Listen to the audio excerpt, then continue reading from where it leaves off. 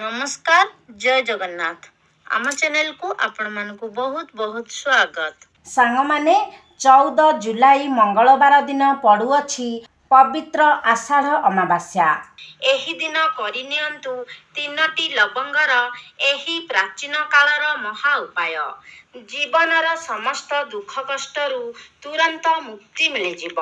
आपणकु माँ लक्ष्मी एवं भगवान विष्णुंकर आशीर्वादरू ना केवल आपणक घरे हेब धनर वर्षा वरन आपण बनिजिबे कोटिपति खुशी रे भरीजिब आपणक घर परिवार। सांग माने वर्षर सबुठारु खास अमावास्या बा दुर्लभ अमावास्या 14 जुलाई मंगलवार दिन पड़ुअछि।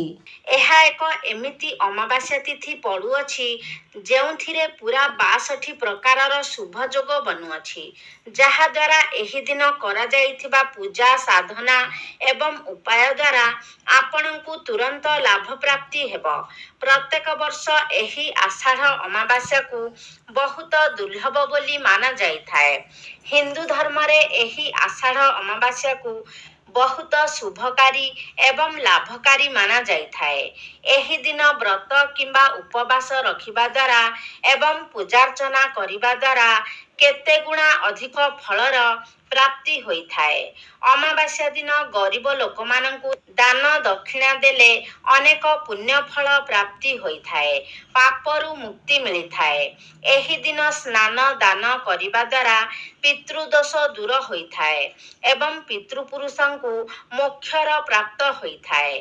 ଏବଂ ଯଦି ଆପଣ ଏହି ଦିନ ବ୍ରତ ରଖିପାରିବେ ନାହିଁ କିମ୍ବା କୌଣସି ପବିତ୍ର ନଦୀରେ ସ୍ନାନ କରିପାରିବେ ନାହିଁ, ଆପଣ ଦାନ କରିପାରିବେ ନାହିଁ, ତେବେ ଆପଣ ଏହି ଦିନ କେବଳ ଏହି ଲବଙ୍ଗର ଏହି ଛୋଟିଆ ଉପାୟ କରିଦେବେ ତ ଆପଣଙ୍କୁ ସାକ୍ଷାତ ମା ଲକ୍ଷ୍ମୀ ଏବଂ ଭଗବାନ ବିଷ୍ଣୁଙ୍କର ଆଶୀର୍ବାଦ ପ୍ରାପ୍ତି ହେବ।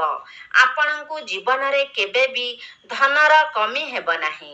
ଆପଣଙ୍କର ଜୀବନରେ ଧନ ଆସିବାର ସମସ୍ତ ମାର୍ଗ ଖୋଲିଯିବ। ମା ଲକ୍ଷ୍ମୀ ଏବଂ ଭଗବାନ ବିଷ୍ଣୁଙ୍କ ଆଶୀର୍ବାଦରୁ ଆପଣଙ୍କର ଘରର ଉନ୍ନତି ହେବ ଏବଂ ଆପଣଙ୍କର ଭାଗ୍ୟ ଚମକି ଉଠିବ। ଆପଣ ଯେଉଁ ବି କାର୍ଯ୍ୟକୁ ଆରମ୍ଭ କରିବେ ସେଥିରେ ଆପଣଙ୍କୁ ସଫଳତା ପ୍ରାପ୍ତି ହେବ।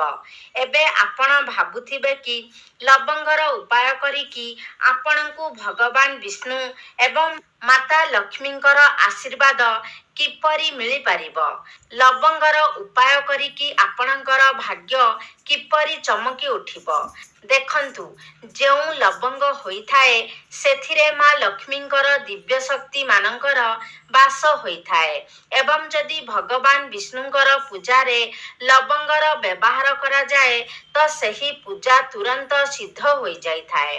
ଏବଂ ଯଦି ଆପଣ ଏହି ଆଷାଢ଼ ଅମାବାସ୍ୟା ଦିନ ତିନୋଟି ଲବଙ୍ଗର ପ୍ରାଚୀନ କାଳର ଏହି ମହା ଉପାୟକୁ କରିନେଉଛନ୍ତି, ତେବେ ଗୋଟିଏ ଦିନର ଏହି ଉପାୟରେ ଆପଣଙ୍କୁ ଆପଣଙ୍କ ଜୀବନରେ ଥିବା ସମସ୍ତ ଅସୁବିଧାରୁ ମୁକ୍ତି ମିଳିଯିବ ଏବଂ ଆପଣଙ୍କର ସମସ୍ତ ମନସ୍କାମନା ତୁରନ୍ତ ପୂର୍ଣ୍ଣ ହେବ। ସବୁ କିଛି ସଠିକ ଭାବରେ ଜାଣିବା ପାଇଁ ଭିଡ଼ିଓଟିକୁ ସ୍କିପ୍ ନ କରି ଶେଷ ପର୍ଯ୍ୟନ୍ତ ନିହାତି ଦେଖନ୍ତୁ ଏବଂ ଚ୍ୟାନେଲଟିକୁ ସବସ୍କ୍ରାଇବ୍ କରି କମେଣ୍ଟ ବକ୍ସରେ ଶ୍ରଦ୍ଧା ଓ ଭକ୍ତିର ସହ ଜୟ ମା ଲକ୍ଷ୍ମୀ ଜୟ ଶ୍ରୀ ବିଷ୍ଣୁ ନିଶ୍ଚୟ ଲେଖନ୍ତୁ। ସାଙ୍ଗମାନେ, ପ୍ରଥମ ଉପାୟଟି ହେଉଛି ଧନ ପ୍ରାପ୍ତିର ମହା ଉପାୟ।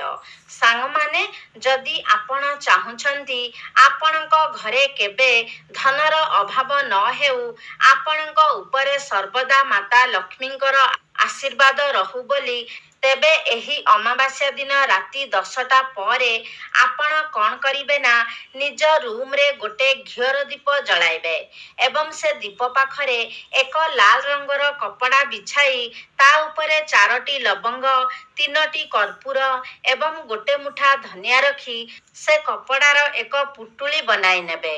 ସେ ପୁଟୁଳିକୁ ନିଜ ହାତରେ ଧରି 11 ଥର ମାତା ଲକ୍ଷ୍ମୀଙ୍କ ବୀଜ ମନ୍ତ୍ରକୁ ଜପ କରିବେ, କାରଣ 11 ସଂଖ୍ୟାଟି ମାତା ଲକ୍ଷ୍ମୀଙ୍କର ଅତ୍ୟନ୍ତ ପ୍ରିୟ ହୋଇଥାଏ। ମାତା ଲକ୍ଷ୍ମୀଙ୍କର ବୀଜ ମନ୍ତ୍ର ହେଉଛି ଓମ୍ ମହାଲକ୍ଷ୍ମୀ ନମଃ। ଏହାପରେ ସେ ପୁଟୁଳିକୁ ନେଇ ନିଜ ଘରର ଆଲମିରାରେ ମାନେ ଯେଉଁ ସ୍ଥାନରେ ଆପଣ ଟଙ୍କା ସୁନା ଆଦି ରଖୁଛନ୍ତି ସେ ସ୍ଥାନରେ ରଖିଦେବେ। ଅମାବାସ୍ୟା ଦିନ ରାତିରେ ଏହି ଉପାୟଟି କରିନେଲେ ଏ ପୁଟୁଳିଟି ଅଭିମନ୍ତ୍ରିତ ହୋଇଯିବ ଏବଂ ଚୁମ୍ବକ ପରି ଆପଣଙ୍କ ଗୃହକୁ ଟଙ୍କା ଆକର୍ଷଣ କରିବ। ଏହି ଉପାୟଟି କଲେ ଆପଣଙ୍କ ଜୀବନରେ ଧନର ଆଗମନ ହେବ। ଆପଣଙ୍କ ଜୀବନରେ ଯେଉଁ ଧନ ଆସିବ ସେଥିରେ ବୃଦ୍ଧି ଘଟିବ। ଏହାର ପ୍ରୟୋଗ କେବେ ବି ବିଫଳ ହୁଏ ନାହିଁ। ଏହାପରର ଉପାୟଟି ହେଉଛି ରୋଗମୁକ୍ତିର ମହା ଉପାୟ। ସାଙ୍ଗମାନେ, ଯଦି ଆପଣ ବାରମ୍ବାର ଅସୁସ୍ଥ ହେଉଛନ୍ତି, ବେମାର ଆପଣଙ୍କ ପିଛା ଛାଡୁନାହିଁ, ଟଙ୍କା ଖର୍ଚ୍ଚ କରି କରି ଆପଣ ଥକିଗଲେଣି, ତେବେ ଏହି ଅମାବାସ୍ୟା ଦିନ ଏହି ଛୋଟ ଉପାୟଟିକୁ ନିଶ୍ଚୟ କରନ୍ତୁ ଏବଂ ବିଶ୍ୱାସ ରଖନ୍ତୁ ଏ ଉପାୟ କଲା ପରେ ଆପଣଙ୍କୁ ରୋଗରୁ ମୁକ୍ତି ମିଳିଯିବ। ଆପଣ କ'ଣ କରିବେ ନା, ଏହି ଅମାବାସ୍ୟା ଦିନ ଆପଣ ଗୋଟେ ପିତ୍ତଳ ବାସନ ନେବେ ଏବଂ ସେଥିରେ 3ଟି ଲବଙ୍ଗ ନେଇ ସେ ରୋଗୀର ମୁଣ୍ଡରେ ଛୁଆଇ ଆଣି ସେ ପିତ୍ତଳ ବାସନରେ ରଖିବେ। ଏହାପରେ ସେ ପିତ୍ତଳ ବାସନକୁ ନିଜ ଘରର ଛାତ ଉପରେ ମାନେ ସୂର୍ଯ୍ୟକିରଣ ପଡୁଥିବା ସ୍ଥାନରେ ନେଇକି ରଖିଦେବେ। ଏହାପରେ ତା ପରଦିନ ସେ 3ଟି ଲବଙ୍ଗକୁ ଜଳାଇ ଦେବେ। କେବଳ ଏତିକି ଉପାୟ କରିନେଲେ ଆପଣ ରୋଗମୁକ୍ତ ହୋଇଯିବେ। ତୃତୀୟ ଉପାୟଟି ହେଉଛି ଅନାବଶ୍ୟକ ଖର୍ଚ୍ଚରୁ ମୁକ୍ତି ପାଇବାର ମହା ଉପାୟ। ସାଙ୍ଗମାନେ, ଯଦି ଆପଣଙ୍କର ଜୀବନରେ ଟଙ୍କା ଆସୁଅଛି କିନ୍ତୁ ରହୁନାହିଁ, ଅନାବଶ୍ୟକ ଖର୍ଚ୍ଚ ଆପଣଙ୍କ ଦିନକୁ ଦିନ ବଢ଼ି ଚାଲିଛି କିମ୍ବା ଆପଣଙ୍କ ଜୀବନରେ ଧନ ଆସିବା ବନ୍ଦ ହୋଇଯାଇଛି, ଆପଣ ଆର୍ଥିକ ସଙ୍କଟର ସାମ୍ନା କରୁଛନ୍ତି, ଆପଣ କରଜରୁ ମୁକ୍ତି ପାଇପାରୁନାହାନ୍ତି କିମ୍ବା କିଛି ଦଶା ଆପଣଙ୍କର କୁଣ୍ଡଳୀରେ ରହୁଅଛି, ତେବେ ଆପଣ କ'ଣ କରିବେ ନା, ଅମାବାସ୍ୟା ଦିନ ରାତି 10ଟା ପରେ ଗୋଟେ ଲାଲ କପଡ଼ା ନେବେ। ଲାଲ କପଡ଼ାରେ ଗୋଟେ ମୁଠା ଲବଙ୍ଗ ରଖି ସେ କପଡ଼ାର ଏକ ପୁଟୁଳି ବନାଇ ନେବେ ଏବଂ ନିଜ ଘରର ପୂଜା ଘରେ ସେ ପୁଟୁଳିକୁ ରଖିଦେବେ। ତା ପରଦିନ ଯାଇ ସେ ପୁଟୁଳିକୁ ମନ୍ଦିର ବାହାରେ ବସିଥିବା ଭିକାରୀଙ୍କୁ ଦାନ କରିଦେବେ।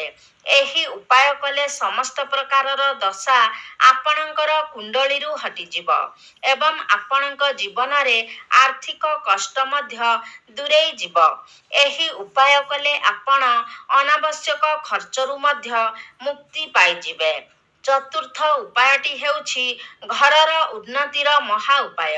ସାଙ୍ଗମାନେ, ଯଦି ଆପଣ ନିଜ ଘର ପରିବାରର ଉନ୍ନତି ଚାହୁଁଛନ୍ତି, ଦେବାଦେବୀଙ୍କ ଆଶୀର୍ବାଦ ସର୍ବଦା ଆପଣଙ୍କ ଘର ଉପରେ ରହୁ ବୋଲି ଚାହୁଁଛନ୍ତି, ତେବେ ଆପଣ କ'ଣ କରିବେ ନା, ଅମାବାସ୍ୟା ଦିନ ସନ୍ଧ୍ୟା 6ଟା ପରେ ଏବଂ 9ଟା ପୂର୍ବରୁ ଘରର ମୁଖ୍ୟ ଦ୍ୱାରର ଦୁଇ ପାର୍ଶ୍ୱରେ ଗୋଟେ ଗୋଟେ ରାଶି ତେଲର ଦୀପ ଜଳାଇବେ ଏବଂ ସେ ଦୀପରେ ଗୋଟେ ଗୋଟେ ଲବଙ୍ଗ ପକାଇଦେବେ। କେବଳ ଏତିକି ଉପାୟ ଅମାବାସ୍ୟା ଦିନ କରିନେଲେ ଆପଣଙ୍କ ଘରେ ଥିବା ସମସ୍ତ ନକାରାତ୍ମକ ଶକ୍ତିର ନାଶ ହେବ ଏବଂ ଘରେ ସକାରାତ୍ମକ ଶକ୍ତିର ସଞ୍ଚାର ହେବ। ଯେଉଁ ଘରେ ସକାରାତ୍ମକ ଶକ୍ତିର ବାସ ହୁଏ, ସେ ଘର ଉପରେ ସର୍ବଦା ଦେବୀ ଦେବତା ମାନଙ୍କର ଆଶୀର୍ବାଦ ରହେ ଏବଂ ସେ ଘରକୁ ଉନ୍ନତି କରିବାରୁ କେହି ବି ଅଟକାଇ ପାରନ୍ତି ନାହିଁ। ତେବେ ସାଙ୍ଗମାନେ, ଆଶା କରୁଛି ଆଜିର ଭିଡ଼ିଓଟି ଆପଣମାନଙ୍କୁ ନିଶ୍ଚିତ ଭାବରେ ଭଲ ଲାଗିଥିବ। ଯଦି ଭଲ ଲାଗିଛି ତାହେଲେ ଲାଇକ୍ କରନ୍ତୁ, ସେୟାର କରନ୍ତୁ। ଆମ ଚ୍ୟାନେଲକୁ ଯଦି ସବସ୍କ୍ରାଇବ୍ କରିନାହାନ୍ତି ତାହେଲେ ସବସ୍କ୍ରାଇବ୍ କରିଦିଅନ୍ତୁ। ଏବଂ କମେଣ୍ଟ ବକ୍ସରେ ଭକ୍ତି ଓ ଶ୍ରଦ୍ଧାର ସହିତ ଜୟ ମା ଲକ୍ଷ୍ମୀ, ଜୟ ଶ୍ରୀ ବିଷ୍ଣୁ ନିଶ୍ଚୟ ଲେଖନ୍ତୁ।